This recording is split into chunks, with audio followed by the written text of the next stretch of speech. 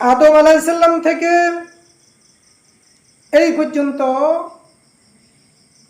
নবুয়তের যুগে নবী এবং রসুলদের জামানায় রসুল, স্থান কাল এবং জনসংখ্যা অনুযায়ী কখনো কখনো একাধিক রসুলও পৃথিবীতে কি করেছেন, অবস্থান করেছেন। জনসংখ্যা অনুযায়ী যখন আদম আলাইহিস সালাম ছিলেন জনসংখ্যা কম ছিল, আদম নবী কি ছিলেন, একজন ছিলেন, এবং আদমের সমসাময়িক ওনার সন্তান শিশু কি নবী ছিলেন।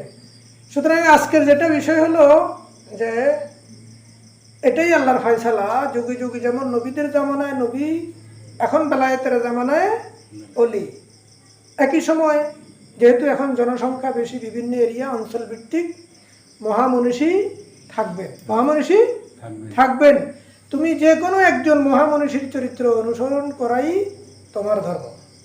ওই মহামনীষীর আদেশ নিষেধ অর্থাৎ ওনার অনুসরণ করাই কি তোমার ধর্ম।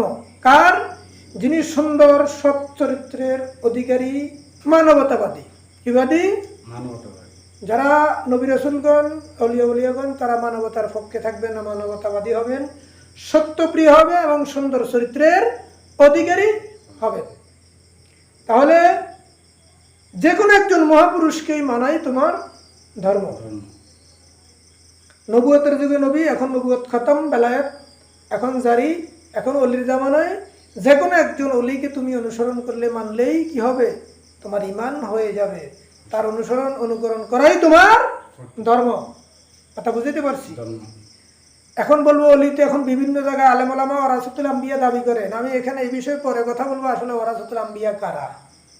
আমি সৌম্যকে বলছি, যারা প্রকৃত নায়েব রাসূল, রাসূলগণ যেমন ছিলেন মানবতাবাদী, সত্যপ্রিয় এবং সুন্দর চরিত্রের অধিকারী, ঠিক নায়েব রাসূল তথা বেলায়েতের জামানায় অলিগণও হবেন সুন্দর চরিত্রের অধিকারী এবং সত্যবাদী এবং কি মানবতাবাদী। যার কাছে মানবতা নাই, যে মিথ্যাবাদী, সে কখনো কি হতে পারে, সুন্দর, যার চরিত্রের সুন্দর নাই, আখলাক যারা ভালো নাই, সে কখনো প্রকৃত মানুষই হতে পারে না। নায়েব রাসূল তো দূরের কথা, মহাপুরুষ কি দূরের কথা। নায়েব রাসূল, রাসূলগণ যেমন সত্যবাদী, নায়েব রাসূল তথা অলিগণ কি সত্যবাদী। রাসূলগণ যেমন সুন্দর চরিত্রের অধিকারী ছিলেন, অলিগণ কি হবেন, সুন্দর চরিত্রের অধিকারী হবেন। রাসূলগণ মানবতার পক্ষে কথা বলছেন, ন্যায়ের পক্ষে মানবতাবাদী, ঠিক অলিগণ কি হবেন, মানবতাবাদী। যারা জুলুম অত্যাচার করে, মিথ্যার আশ্রয় গ্রহণ করে, ক্ষণে ক্ষণে যাদের কথা বদলায়, চরিত্র বদলায়, মনে রাখবে তারা কখনো নায়েব রাসূল হতে পারে না, তারা কখনো মুমিন হতে পারে, তারা মানুষের কাতারেই নাই। কথা ক্লিয়ার? তাহলে বুঝতে পারলাম কি, বেলায়েতের জামানায়, এখন বেলায়েতের জামানা, তুমি যে কোনো একজন আল্লাহর ওলিকে অনুসরণ করাই তোমার ধর্ম।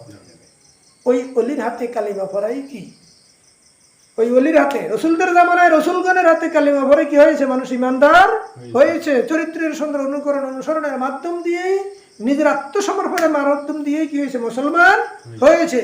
এখন বেলায়েতের জামানায় যে কোনো একজন অলির হাতে তুমি হাত দিয়ে বায়াত হবে, ঈমান আনবে, আর তার আদেশ নিষেধ মেনে এবং তার কাছে তোমার পূর্ণ আত্মসমর্পণী। একজন অলিয়া উলিয়ার কাছে, আল্লাহর প্রতিনিধির কাছে, মানে আল্লাহর প্রতিনিধি। নবীদের জামানায় নবীরা ছিল আল্লাহর প্রতিনিধি, এখন বেলায়েতের জামানায় ওলিরাই কি আল্লাহর প্রতিনিধি। একজন আল্লাহর প্রতিনিধির কাছে আত্মসমর্পণই আল্লাহর কাছে আত্মসমর্পণ। আর একেই বলছে মুসলমান। যে আত্মসমর্পণ করলো সে কি মুসলমান। যে আত্মসমর্পণ করে নাই, জন্মগত সূত্র দিয়ে আর মৌখিক স্বীকৃতি দিয়ে কখনো মুসলমান হয় না। কথা ক্লিয়ার?